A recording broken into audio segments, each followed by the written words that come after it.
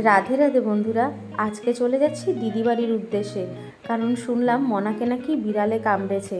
এই জিনিসটা আগে আমার সাথেও হয়েছে, তো তাই আমি জানি যে কতটা কষ্টের আর কতগুলো ভ্যাকসিন নিতে হয়েছিল। আর তারপর থেকে আমার চুল ওঠার প্রবলেম শুরু, আজও থামেনি সেইভাবে। এখানে দাঁড়িয়ে পড়েছিলাম যে ছোট মানুষ তো কিছু যদি নেওয়া যায় ওর জন্য।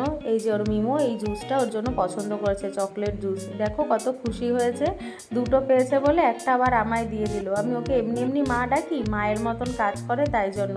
দিদি জামাইবাবু বসা ওখানে, আর এই বিড়ালটা কামড়েছে। দেখো ওরা পোষ মানায় বাড়িতে এই বিড়ালটা। এই যে ওর হাতে ইঞ্জেকশন দিয়েছে, ফুলে গেছে, তাই দেখাচ্ছিল।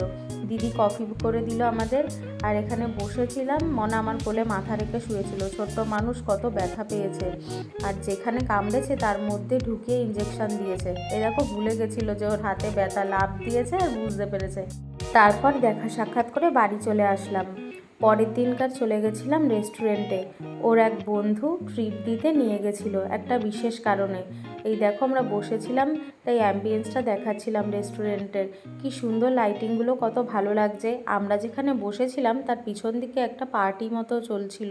মানে অনেকগুলো ছেলে মেয়ে মিলে এসেছিল, খাওয়া দাওয়া করছিল। দেখে যতদূর মনে হলো একসাথে কাজ করে, হয়তো জব টব করে। এখানে আমি মেনু কার্ড দেখে নিচ্ছিলাম, কারণ কি খাবার অর্ডার দেবো বুঝতে পারছিলাম না। ওর দিকে তাকিয়ে দেখি ও ঘুমিয়ে পড়েছে, অনেকটাই ক্লান্ত ছিল। ওর বন্ধু না বললে হয়তো আসতোও না। আর ওরা ওইদিকে দেখতে গেছে যে খাবার আসতে এত দেরি হচ্ছে কেন। এই দেখো তন্দুরি রুটি, চিকেন চাপ আর বিরিয়ানি।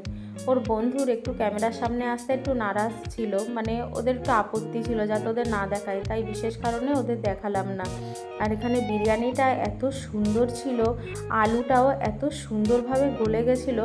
রেস্টুরেন্টটাও তোমাদের পরে দেখিয়ে দেবো যে কোন রেস্টুরেন্ট। অনেক দিনই হয়েছিল যে রেস্টুরেন্টে গিয়ে বিরিয়ানি খাই না, আজ অনেক দিন পর গেলাম। আর মটনের পিসটা দেখলে তো মন খুশি হয়ে যাওয়ার মতন, একদম নল্লির পিস পড়েছিল। আর এত সফট ছিল মাটনটা, যেমন বিরিয়ানি তেমন মাটন। তবে যে চিকেন চাপটা ছিল এটা পুরো মানে A1 ছিল, বলার মতো না। এখানে গ্রিন স্যালাডও দিয়ে দিয়েছিল। এখানে আমি খাচ্ছিলাম, ও ভিডিও করে দিচ্ছিল। বিরিয়ানির মাটনের সাথে একটা নল্লি এক্সট্রাই পেয়েছিলাম আমরা, আর চিকেন চাপেও লেগ পিস পেয়েছিলাম। মানে সব দেখে মন একদম খুশি হয়ে গেছিলো, সব ওয়াও ছিল। তোমরা অবশ্যই জানাবে যে কে কে বিরিয়ানি খেতে ভালোবাসো আমাদের মতো। আর ভিডিওটা ভালো লাগলে লাইক কমেন্ট শেয়ার করে পাশে থেকো।